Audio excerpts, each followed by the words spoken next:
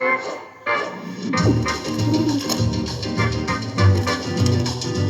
is an influenza virus. This is the world. How can a virus change the world? Here's how.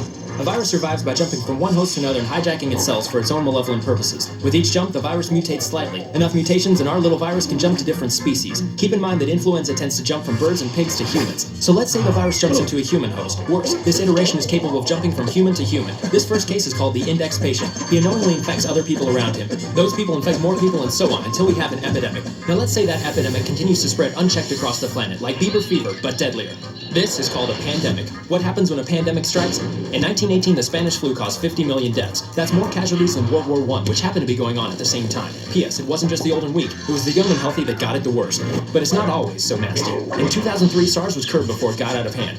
But let's say a full-on pandemic did happen. First, public gathering spaces are closed. The forever alone among us may not even notice it. Public transit and international travel slow or shut down entirely. But what if it keeps going? The good news is you'll probably be able to spend a lot more time in your favorite sweatpants. Governments declare states of emergency and quarantines are established.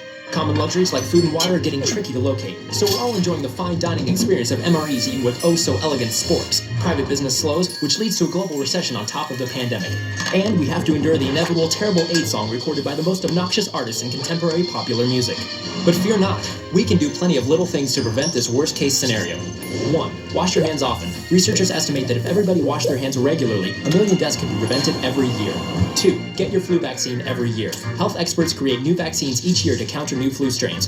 3. If you feel sick, stay away from people and see a doctor. If you've got influenza, you can infect people up to 6 feet away. 4. Develop an emergency plan and stock up on supplies. That way you're covered just in case. For more information, check out takepart.com/contagion.